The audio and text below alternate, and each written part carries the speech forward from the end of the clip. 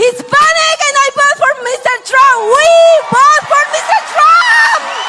Yes, Mr. Trump, we love you. We love you all the way to the White House. Beyond betrayed.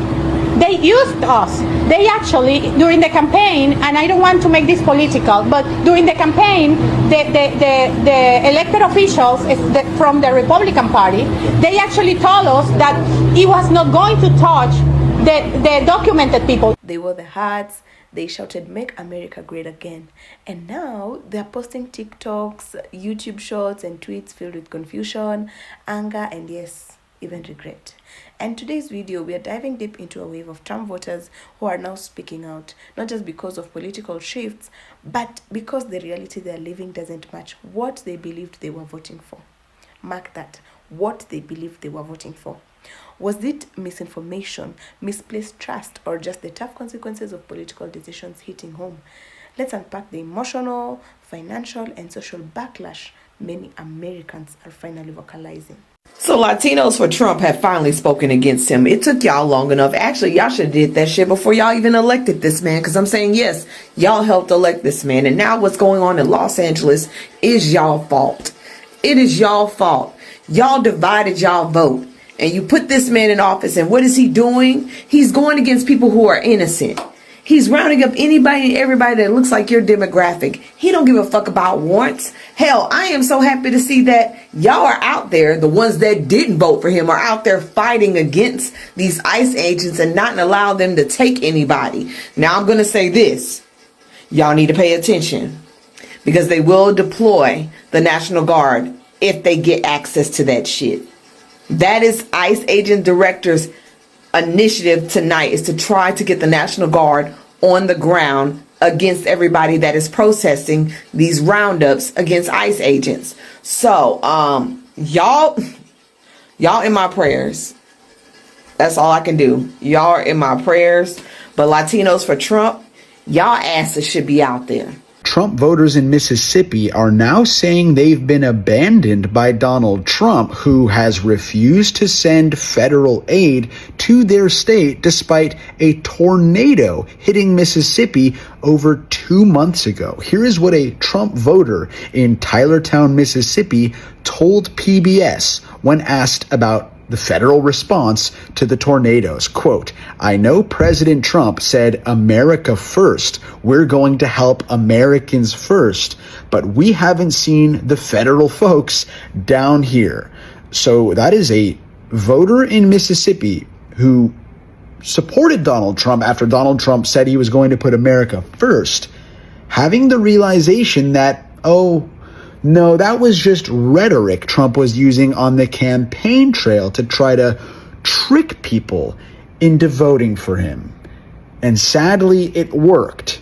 And now, with Donald Trump as president, he is not sending any federal workers into Mississippi, at least according to this individual who lives in Mississippi, in a city where the tornado hit. So the farmers in America, they lost all their workers because they got deported. And then they voted for Trump. And then they lost a lot of the grants because this guy Musk has been, cleaning out and he's taking from the poor. The farmers can't pay their bills. They're having to sell.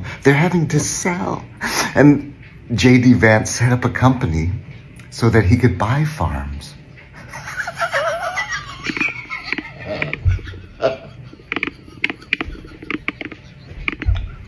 We had the flag. I had the shirt. I was a MAGA junkie. A MAGA junkie who thought her government job would be safe with Donald Trump in office. She was wrong. I cried. It's scary, it's a really scary thing. And I was embarrassed. He's a good boy. Piggott was abruptly fired last month from the Treasury Department's Bureau of Fiscal Service, based here in Parkersburg, West Virginia. The reason given for the firings of 125 probationary employees at the Bureau? Poor performance. I had my last review on the 31st of January, and I had the highest rating that you can get on a review, less than 21 days before I was terminated for my performance. You voted for Donald Trump. I did. Do you regret that vote? Yes, I do. To cut the knees out of the working class Americans just doesn't make sense to me. I expected more from President Donald Trump. Since speaking out, Piggott says she's received death threats and her home has been egged. I feel like the prices are ridiculous now. It's to the point where it's going to be harder for people to shop because the prices are just insane. Literally, yes, because last week I like literally for the same amount of stuff that I bought, I literally paid like maybe $30-40, and now it's like $75 for like 3 bags of groceries. It's like completely insane. So you were telling me that people are unaware, they're unaware that the whole reason why hospitals are not allowed to turn you away in an emergency situation, regardless of your ability to pay, is because of the Emergency Medical Treatment and Labor Act, which states that hospitals who receive Medicare funding are not allowed to turn you away. And they are proposing to cut back on Medicare and Medicaid. Talk to a caseworker. There are no ineligible people who are receiving it. The only people who are receiving it are eligible because there is a vetting process. All these people that they say are illegally getting it, it's not happening. The point is to start the process to get rid of it entirely. And if we get rid of the only guaranteed payment for medical care in this country and we leave it all to our pockets with no support, guess what's going to happen to you? You are going to lose out on care because hospitals are going to close who depend on that funding. We don't have enough money to pay the bills that they decided were fair. Which, I'm sorry, I just had a life-saving surgery and I owe $3,000. If I don't pay $55 fucking dollars that I don't have to my primary care physician, they can decide to no longer treat me, and they will. And I've got to start all over again somewhere else. You all think that you're safe because, it's been that way because we fought to get it that way. And they're reversing it. You all have been so fucking pampered that you don't understand what we had to fight for to get you. Oh, but everyone dies. Bitch, apparently not fucking politicians.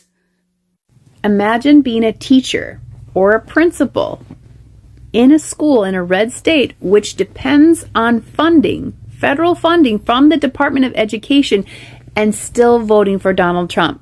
What am I talking about? Watch. CNN analysis found the 15 states that most rely on federal funding for its public schools in 2022 all voted for Trump. And I voted for President Trump. I mean, you're an educator. You didn't vote for Trump eliminating federal funds. No, I did not vote for that. I voted for President Trump to make America first again. If we have You fell for a slogan. cuts, then that's going to mean bigger classroom sizes. I would lose teachers, first and foremost. It's devastating. I don't think that anyone in our county wants to cut our school funding. I don't think that anyone voted for that. Do you mind if I ask who you voted for in the election? I voted for Donald Trump. We all know and understand that red states, the education is abysmal. That they are always on the bottom of the docket when it comes to test scores, reading levels. They are horrible.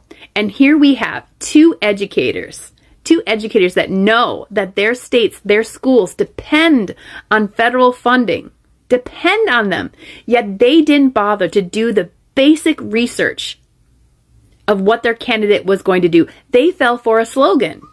Instead of listening to all the times Trump said he was going to get rid of the Department of Education, that he was going to go after LGBTQ people, that he was going to get rid of DEI, that he was going to do all of these things, and looking at the bills that have been happening in red states, instead of actually doing the minimal bit of research, they fell for a slogan and thought, well, I never thought that this would happen.